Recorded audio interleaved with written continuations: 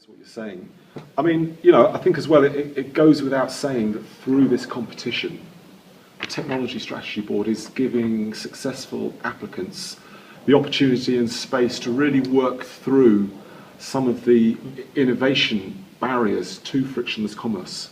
I wondered if you could give us, again, your take on what you consider these barriers to be.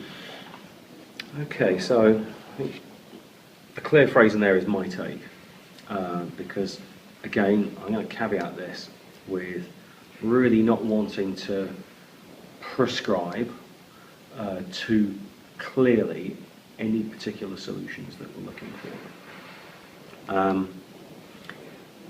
But I guess what you're really asking me to do is give some examples of, when we've talked about frictionless commerce, you're asking me really to define what some of the friction is. Mm-hmm.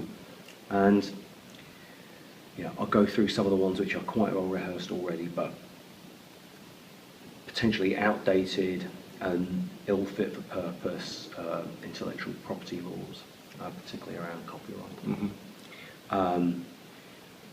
Poor standards of metadata and poor metadata interoperability. I've been working now with the KTM for 3 years, and principally what I've been looking at over that period has been many funding calls and competitions specifically around metadata, and I do think that this particular call really should build on that work.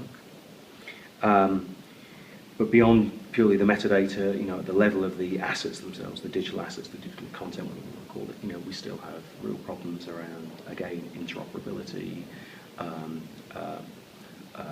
poor standardization.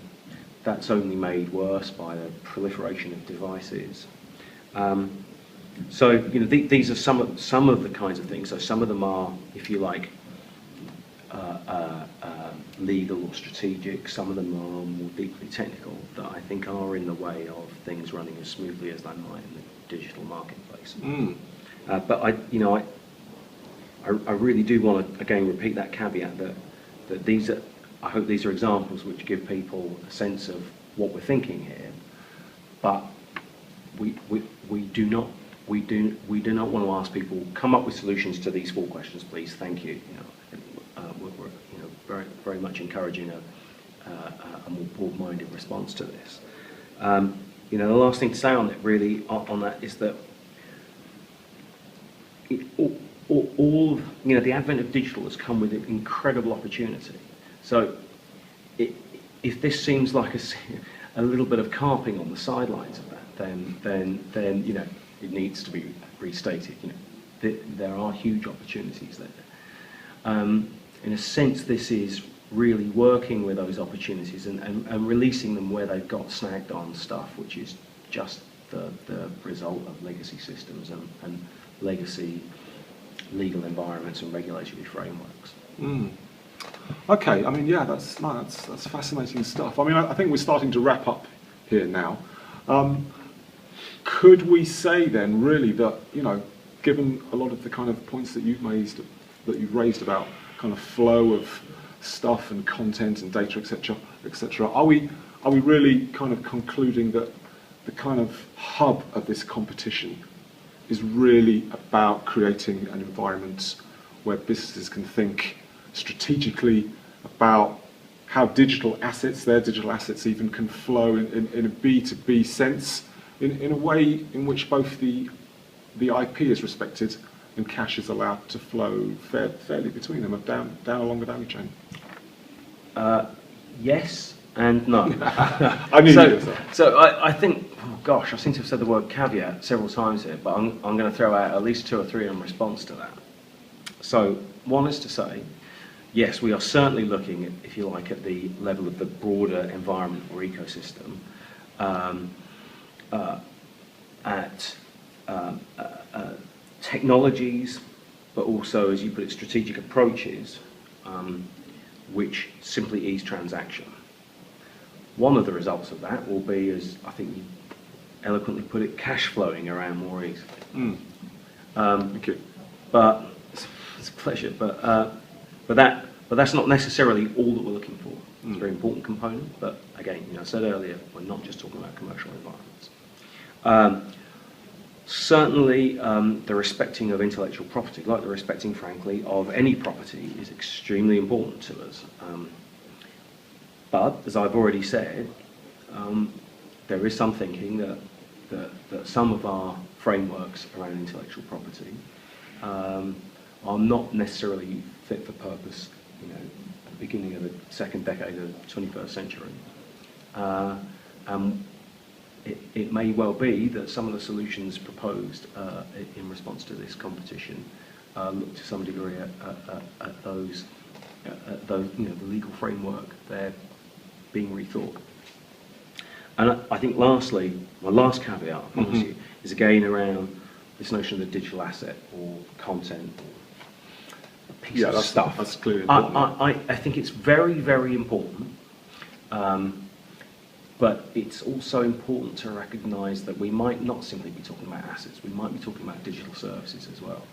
We might be talking about services which are actually provided offline entirely, but where the transactions that support those services, or goods for that matter, the transactions which support them are digital. So, I realise that many of my responses in this interview have possibly been to widen things out from a very tight scope.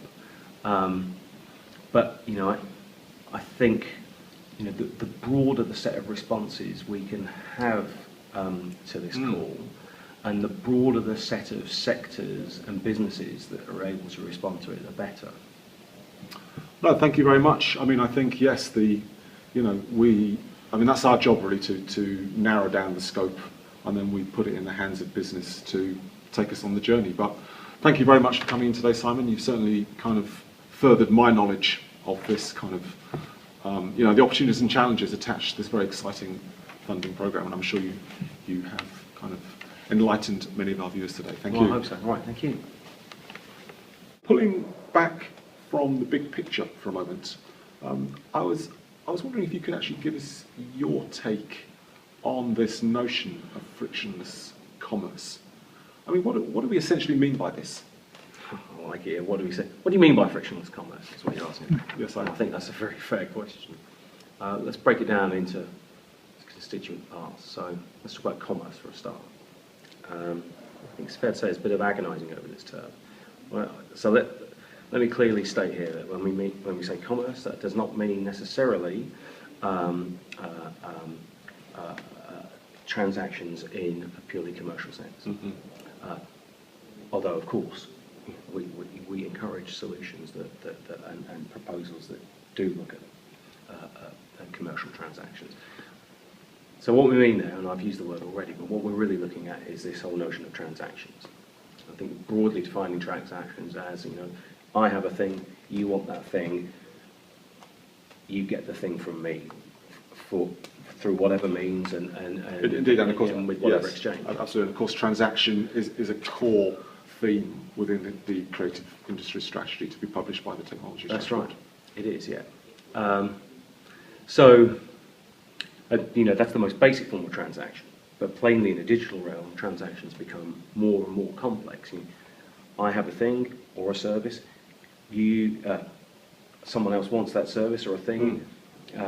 Absolutely. You build a whole other service on that in order to pass that on, and so on and so forth. So that's really what we're meaning by commerce here. The simple act of transactions in the digital space. By friction, we simply mean things which get in the way of those transactions happening smoothly. So, by definition, an environment which has frictionless commerce has more transactions take place in a much smoother way for all the participants involved.